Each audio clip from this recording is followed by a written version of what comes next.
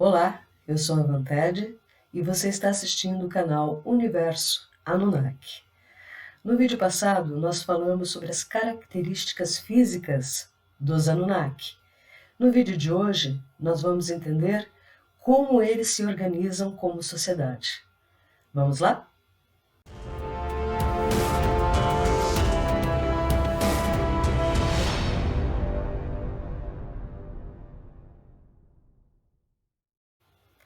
A sociedade Anunnaki. Como será que os Anunnaki se organizam? E qual é a base de sustentação dessa sociedade? Vamos tentar entender? Muito bem. O regime é monárquico e o sistema é patriarcal. E como nós sabemos, em todo sistema patriarcal, quem manda são os homens. As mulheres obedecem. Porém, na sociedade Anunnaki, nós vamos encontrar vários casos, vários exemplos de mulheres que se destacaram e tiveram papéis importantes e relevantes dentro dessa sociedade. É o caso de Nihuzark, a engenheira-chefe da experiência genética que trouxe o Homo sapiens ao mundo. É o caso de Inanna, ou Ishtar, que era uma deusa que tinha seu próprio reino. Mas como a gente sabe que o regime deles era monárquico? Quais as evidências? Muito bem. Sitchin foi buscar nos textos mesopotâmicos, nas tabuletas que nos contam todas as histórias que sabemos a respeito dos Anunnaki. E aqui nós temos esse tijolão com essa face 1 voltada para frente, que é a lista protodinástica 1 dos reis sumérios. E o texto já começa dizendo: depois que a realeza desceu dos céus, ela esteve em Eridu. Eridu é Eridu, a primeira cidade fundada na Terra pelos Anunnaki, ali na beira do rio Eufrates, onde hoje está o Iraque, é o Oriente Médio, antigamente conhecido como Mesopotâmia. Bem, se eles desceram do céu, se a realeza desceu do céu, onde é esse céu? O planeta onde eles habitavam, o reino celestial Nibiru. E assim como lá, assim como é em cima é embaixo, assim como é embaixo é em cima, aqui também foi estabelecida a monarquia. E como em toda monarquia, o trono é passado aos herdeiros, de pai para filho, e assim por diante. Isso foi no início do mundo e isso acontece até hoje em alguns países onde ainda há o regime monárquico. Aqui no Brasil nós tivemos Dom João VI como rei de Portugal e rei do Brasil, e aqui depois, na sequência, virou um império, então o imperador Dom Pedro I e o Dom Pedro II na sequência, enfim. E como em todo jogo de poder, há a usurpação de trono, lutas, disputas, envenenamentos, facadas, o que não é muito diferente da política atual, né? Onde os sujeitos se degladiam para se manter no poder. E aí vale todo tipo de jogo sujo, não é mesmo? Mas no início da história, isso era um pouco mais ameno, porque os herdeiros do trono, ou os ungidos ao trono, eram sempre os descendentes dos Anunnaki, como o caso do Gilgamesh, que outro dia eu já falei, que era um híbrido entre Anunnaki e terrestres. E Gilgamesh se gabava que era 2/3 Anunnaki. Então, temos aqui o caso de um semideus, um herói da antiguidade, herdeiro do trono por direito, por ter o tal do sangue azul, que também nós falamos a respeito no vídeo passado. Mas para entender bem essa história, a gente tem que ir lá no princípio de tudo. Zecharia Sitchin nos passa esse conhecimento através de um livro que a gente pode considerar como ficção científica, ok? É mais fácil colocar assim, embora seja uma compilação de vários fragmentos dos textos mesopotâmicos, que ele juntou genialmente de forma cronológica para poder contar a história. Alguns elementos ele concebeu em sua própria imaginação de como estaria funcionando isso, a partir do que ele percebeu nos textos. Então a gente consegue imaginar bem tudo. Então vamos lá. Existiam dois reinos em Nibiru, o Reino do Norte e o Reino do Sul. E esses dois reinos viviam em disputa. Era uma guerra contínua desde que o mundo era mundo, o mundo de Nibiru. Para acabar de vez com a guerra, o que eles fizeram? Eles elegeram um rei do norte e uma rainha do sul. E assim começou o reinado, um só reino, um planeta unificado por um só reino, um único governo mundial. E esse casal teve filhos, e seus filhos herdaram o trono sucessivamente, um após o outro. Porém, havia um problema bastante grave. Após a guerra, lá, a Grande Guerra, e isso, como em qualquer guerra no mundo, o número de homens ficou muito reduzido e o número de mulheres extremamente alto. Ou seja, a sociedade estava totalmente desequilibrada. Para que isso voltasse ao normal, para que a população aumentasse, foi estabelecido por lei que os homens deveriam se unir a várias mulheres, ou seja, ter uma mulher oficial e outras concubinas, para que elas gerassem filhos e a população fosse se equilibrando. E esse é um costume que nós tínhamos no mundo antigo e ainda temos até hoje em alguns países do mundo. A gente sempre tem que buscar lá atrás para entender como é que o nosso mundo funciona hoje, como veio funcionando até então. E é mais fácil de entender como é a nossa sociedade olhando para o que foi no passado e sabendo que o que aconteceu no passado veio de um outro lugar, né? Um planeta distante. Costumes que vieram de lá e que foram aplicados aqui. Portanto, vamos lá. Falando da lei do concubinato, isso resolveu o problema. A população começou a aumentar, começou a se equilibrar, o número de homens e mulheres começou a ficar mais igual, porém surgiu um outro problema. Muito bem, o casal real tinha filhos e o herdeiro subia ao trono na sua vez. Mas vamos supor que a concubina teve um filho antes da rainha, ou seja, o filho da concubina era o primogênito. Como resolver a questão? Quem que subiria ao trono? O filho da concubina que nasceu primeiro, portanto primogênito, ou o filho da rainha que nasceu depois? Na Bíblia a gente tem um exemplo muito claro dessa situação. Vocês devem lembrar que a Sara, a esposa de Abraão, era estéril e não podia ter filhos. Então ela sugeriu ao marido que tivesse um filho, um herdeiro, através da sua escrava, a Agar, egípcia.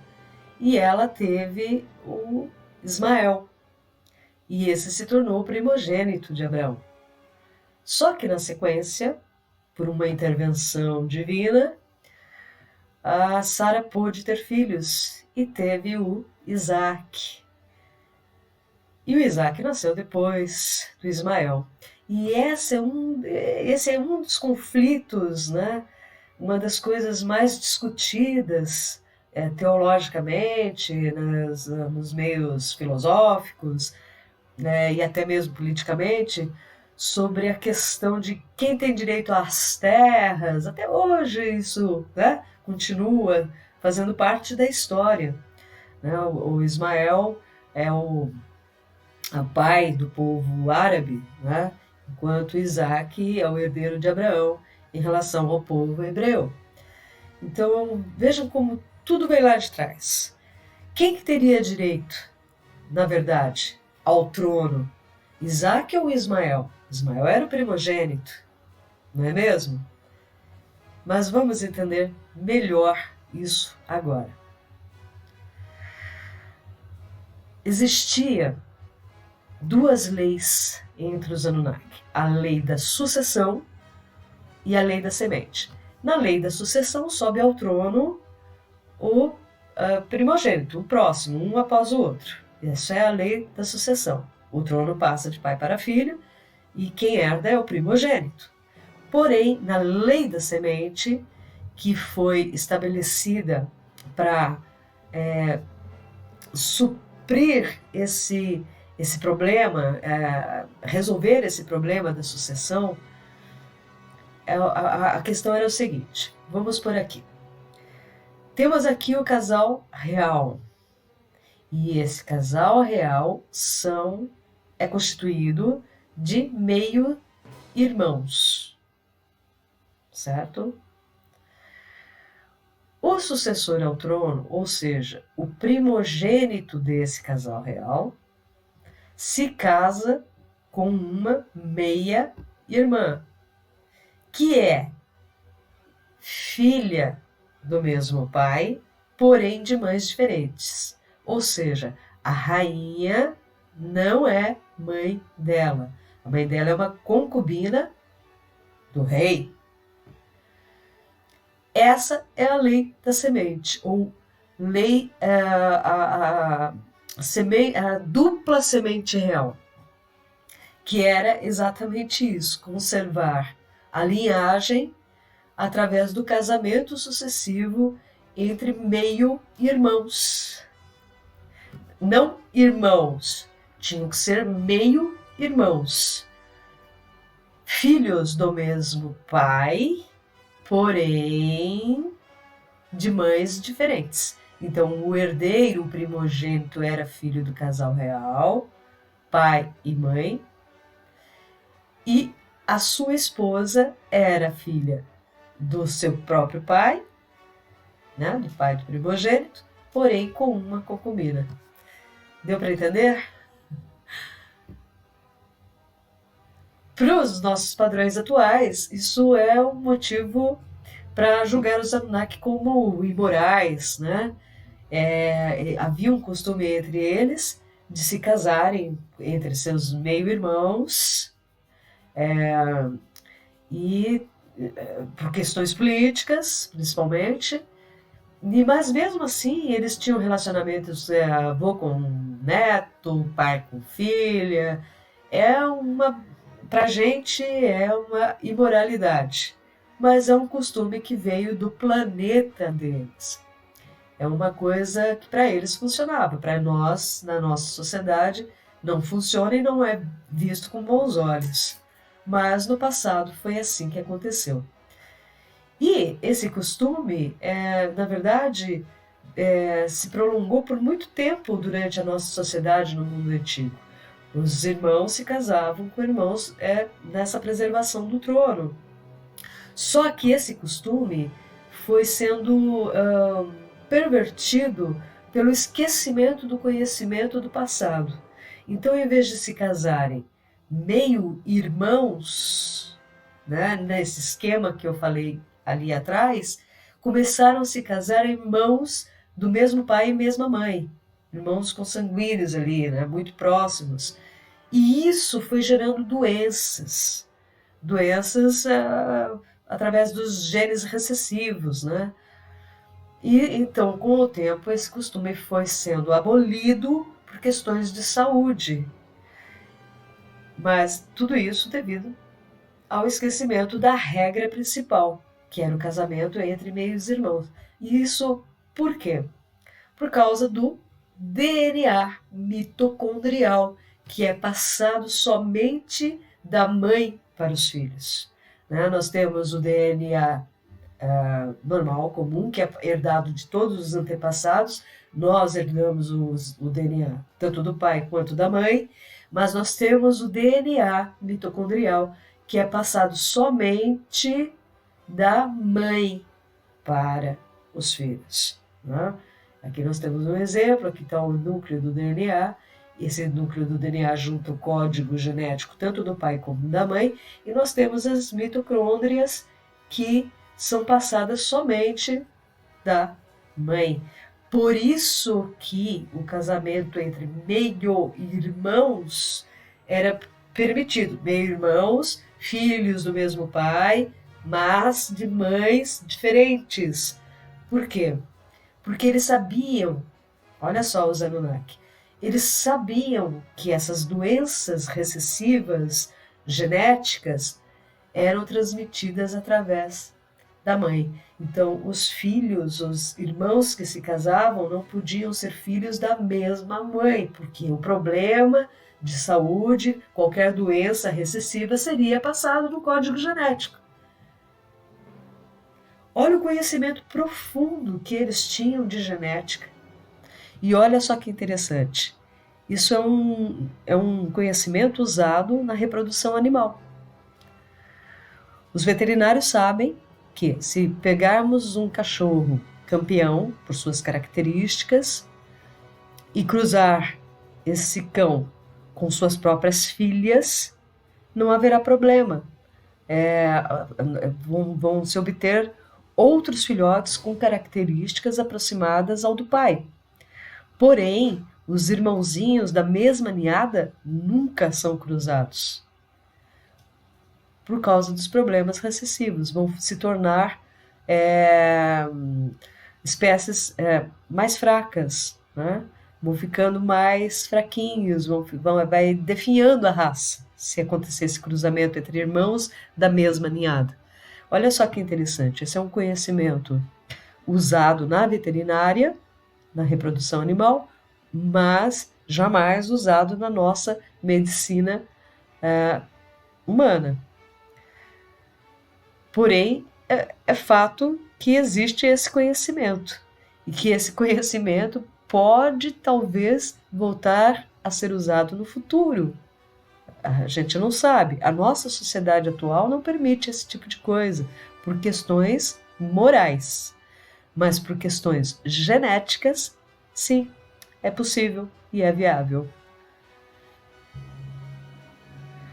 Aqui nós temos um caso clássico sobre a disputa do trono em relação à lei da semente e à lei da sucessão. É aquela briga lá do início entre Anu e Alalu.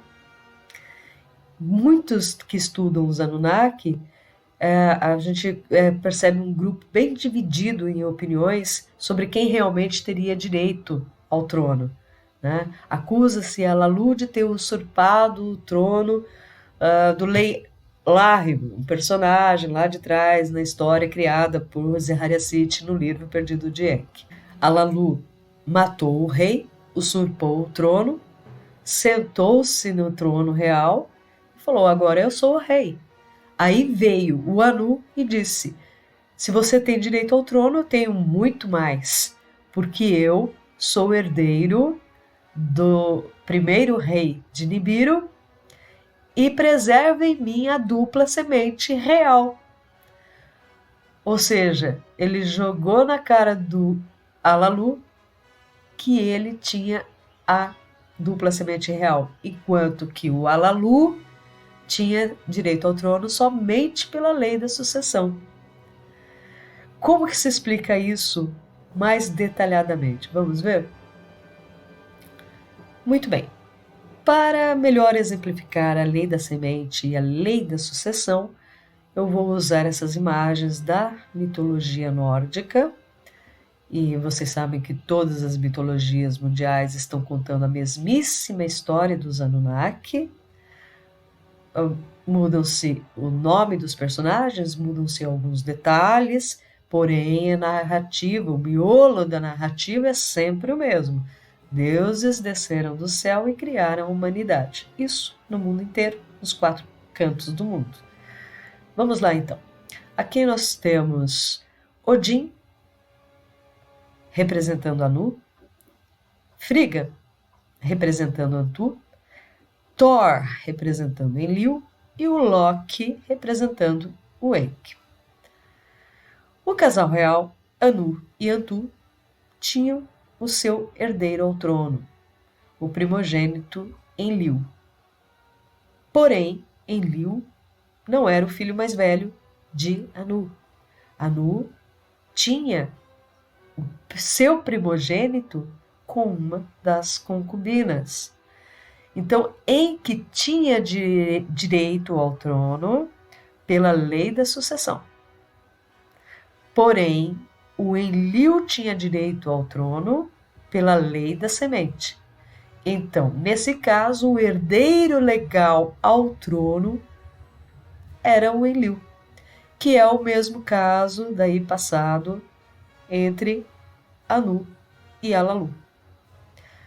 Certo? O Anu tinha direito ao trono, era o herdeiro legal pela lei da semente, e o Alalu tinha direito ao trono, mas pela lei da sucessão. Caso não houvesse um herdeiro legal, Alalu tinha direito ao trono. E aqui no caso do Enlil e do Enki, mesma coisa. Enki tinha direito ao trono pela lei da sucessão por ser filho primogênito de Anu, porém com uma de suas concubinas. E se o casal real não tivesse filhos, o herdeiro do trono seria o Enki. Mas o casal real tinha um herdeiro legal, que era o Enlil. E essa briga dos tronos, essa questão, vai se estender na história da Terra entre os descendentes de Enlil e de Enki. Vamos ver aqui? Caso clássico: Ninurta e Marduk. Como que a gente vai entender essa história? O Marduk, a gente sabe, quem conhece a história dos Anunnaki, sabe que o Marduk criou muita confusão e guerras, porque ele se sentia no direito de herdeiro do trono já lá em Nibiru. Tá? Sendo que o herdeiro legal, pela lei nibiruana, digamos assim, porque a gente não sabe se o planeta se chama realmente Nibiru, é só um nome que Siti deu através dos textos mesopotâmicos, né? Então a gente não sabe o nome do planeta, mas vamos continuar chamando assim de Nibiru e de nibiruanos. Né? Muito bem. Ninurta, sendo filho de Enlil, era o herdeiro legal. Marduk se sentia injustiçado por isso e achava que seu pai, o Enki, era injustiçado pelo mesmo motivo. Vamos analisar o caso do Marduk. Voltamos lá. Anu teve com sua concubina um filho, o Enki. O Enki teve um filho com sua esposa Dankina, que era filha do Alalu. Esse filho é o Marduk. Então vocês vejam que a semente do Marduk já está dissolvida desde o início, porque Alalu era herdeiro do trono pela lei da sucessão e não pela lei da semente. Então a lei da semente aqui não existe. Já o Ninurta, vamos lá atrás. Anu, seu avô, teve um filho com Antu, que era sua meia-irmã, e esse filho era Enlil. Enlil teve o seu filho primogênito com Anihuzarg, que era sua meia-irmã. Anihuzarg era filha de Anu, porém com uma de suas concubinas. Ela não era filha de Antu, a rainha consorte. Ela era filha de uma das concubinas de Anu. Então aqui está certo. 2 meio-irmãos, Enlil e Nihuzarg, tiveram um filho que se chamou Ninurta. Esse Ninurta era o herdeiro legal ao trono pela lei da semente. Ninurta tinha em si a dupla semente real. É isso. Essa é a questão toda. Só que por conta disso, essa briga continuou na Terra, essas questões continuaram na Terra e geraram milhões de disputas e muitas guerras. Guerras que, no final, terminou em tragédia, né? Uma das tragédias que a gente mais conhece nesse caso é a briga eterna entre Marduk e a Inanna. Tudo isso aconteceu porque Inanna tinha um envolvimento amoroso, provavelmente político, com o Dumuzi. Inanna, que era neta do Enlil, tinha um romance com Dumuzi, filho de Enki. É mais ou menos o Romeu e Julieta daquela época, entre os Anunnaki. Digamos assim, um romance proibido, porque eram clãs opostos que, como vocês estão percebendo, disputavam eternamente esse direito ao trono em Nibiru. Mas aqui houve uma chance de paz entre os clãs. Com esse casamento, com esse romance entre Inanna e Dumuzi, os dois clãs se uniriam politicamente. Quando Marduk viu isso, percebeu nessa união um perigo a mais que o afastaria ainda mais do trono real, ele resolveu interferir. Então ele fez uma grande tramóia que envolveu o Dumuzi, e no final o Dumuzi, fugindo dessa perseguição, despenca de uma cachoeira e morre. E a história de Inanna e Dumuzi é contada em muitos poemas, em muitas canções. Isso está recheado nas bibliotecas, em todos os museus, de músicas, trechos, poemas bem calientes, né? Porque um dos aspectos dos Anunnaki é que eles não tinham nenhum pudor em relação a sexo, né?